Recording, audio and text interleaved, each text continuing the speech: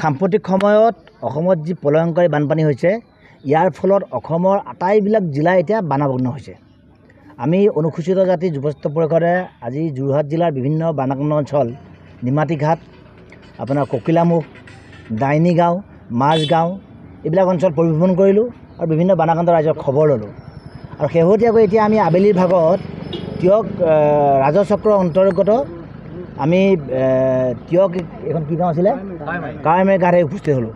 ইয়াত প্ৰায় 750 ঘৰ মানুহ আছে আৰু আমি দেখিলোঁ যে ইয়াৰ আপোনাৰ তিয়ক নদী, জাঁজি নদী আৰু ব্ৰহ্মপুত্ৰ নদীৰ বানে এই অঞ্চলৰ প্ৰায়বিলাক মানুহৰ ঘৰত মানে বানাগ্ৰস্ত কৰিছে। অৰ্থাৎ এই সমগ্ৰ অঞ্চলটো এই আপোনাৰ গোটেই অঞ্চলটো 750 ঘৰ মানুহৰ প্ৰায়বিলাক মানুহ এতিয়া বানপানীৰ তলত আছে। ইয়াৰ ঘৰ বাৰী সা সম্পত্তি, স্কুলীয়া ছাত্ৰ ছাত্ৰী কিতাপ পত্ৰ, পশুধন প্ৰায় সকলোবিলাক এতিয়া বানৰ কবলত। যোৱা 3টা দিন মুখলধাৰ বৰষুণ, ইফালে ব্ৰহ্মপুত্ৰৰ পানীৰ আপোনাৰ বান, আপোনাৰ নিমাতী মুখৰ পৰা সোমাই অহা যি বান, এই বানে সাংঘাতিক পৰিস্থিতিৰ সৃষ্টি কৰিলে।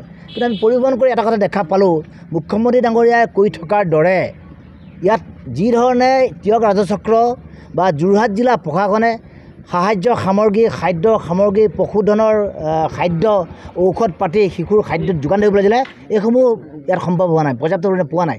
আজি কিছু সময় আগতে আমাৰ প্ৰশাসনৰ বিভাগৰ পৰা কেইমুঠিমান চাউল ইয়াতে দিয়াৰ ব্যৱস্থা কৰিছে যদি এতিয়ালৈ বিতৰণ কৰা নাই। আৰু ইতিমধ্যে আপোনাৰ ৰোগীয়া মানুহ যথেষ্ট আপোনাৰ বেমাৰত পৰিছে, গতিকে এওঁলোকক সোনকালে উদ্ধাৰ কৰিব লাগে আৰু চিকিৎসা ব্যৱস্থা কৰিব লাগে। কাৰণ ইয়াত থকা প্ৰাথমিক বিদ্যালয়, নামঘৰ, চিকিৎসালয় সকলোতে পানীৰ তলত। গতিকে মই ভাবোঁ যে মুখ্যমন্ত্ৰী ডাঙৰীয়াই কৈ থকাৰ দৰে সম্পূৰ্ণ ধৰণে বানৰ যিটো সাহায্য সামগ্ৰী উদ্ধাৰ কাৰ্য ইয়াত হোৱা নাই। গতিকে মুখ্যমন্ত্ৰী ডাঙৰীয়াক আমি অনুসূচিত জাতি যুৱস্ত পৰিষদে কঠোৰভাৱে আহ্বান জনাইছোঁ, বানপানীৰ যিটো সাহায্য সামগ্ৰী তদাৰক কৰিবলৈ মুখ্যমন্ত্ৰীয়ে কৰিব লাগে। আনহাতে আপুনি চাওক, মুখ্যমন্ত্ৰী ডাঙৰীয়াই কৈ আছে, যোৱাকালিও সংবাদমেলত কৈছে যে অসমৰ 40টা মাথাউৰি ভাঙি গ'ল। কিন্তু আমাৰ যিগৰাকী জলসম্পদ মন্ত্ৰী তেওঁ কিন্তু এই কথা মানি ল'ব বিচৰা নাই। তেওঁ কৈছে 4-5টা মাথাউৰি ভাঙি গৈছে। ইতিমধ্যে ব্ৰহ্মপুত্ৰ নদী, সোৱণশিৰি নদী, জাঁজি, কলং, কপিলী, প্ৰায় পাগলাদিয়া প্ৰায়বিলাক নদীৰ মাথাউৰি ভাঙি গ'ল আৰু যাৰ ফলত অসমত এতিয়া ভয়ানক বানপানীৰ সৃষ্টি হৈছে। গতিকে জলসম্পদ মন্ত্ৰী পীযুষ হাজৰিকাই তাৎক্ষণিকভাৱে পদত্যাগ কৰাই উচিত বুলি আমি অনুভৱ কৰোঁ। আনহাতে আপুনি এটা কথা চাওক যে অসমৰ যি সম্পদ, আপোনাৰ চাহপাতৰ কথা কওক, আপোনাৰ কয়লাৰ কথা কওক, খনিজ পদাৰ্থ কওক, এই সকলোবিলাক সম্পদ কিন্তু ৰাষ্ট্ৰই বা ভাৰত চৰকাৰে ব্যৱহাৰ কৰি ইয়াৰ পৰা মুনাফালো দি আছে।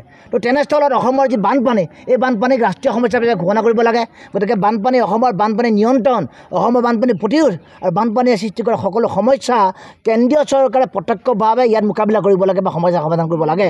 আৰু সেইবাবেই আমি অনুসূচিত জাতি যুৱস্ত পৰিষদে এটা দাবী উত্থাপন কৰিছোঁ, অসম চৰকাৰে অসমৰ বানপানীৰ সমস্যাৰ লগত মোকাবিলা পৰাকৈ পৰ্যাপ্ত পৰিমাণে এওঁলোকৰ হাতত পুঁজি নাই, আন্তঃগাঁথনি নাই, প্ৰশাসনীয় ব্যৱস্থা নাই, বিভাগ ব্যৰ্থ। গতিকে অসমৰ বানপানী সমস্যাক ৰাষ্ট্ৰীয় সমস্যা ঘোষণা কৰিব লাগে। আপোনালোকে চাওক, 88 চনত হৈ যোৱা শেষবাৰ বানপানী, তাৰপিছত প্ৰায় 40টা বছৰ পিছত এতিয়া এই অঞ্চলবিলাকত ভয়ানক বানপানী হৈছে। এই বানপানী হোৱাৰ যিটো মূল কাৰণ বিচাৰি উলিয়াব লাগে, ইয়াৰ গৱেষণা হ'ব লাগে আৰু ইয়াৰ বানপানী প্ৰতিৰোধৰ বাবে কেন্দ্ৰীয় চৰকাৰে ব্যৱস্থা কৰিব লাগে।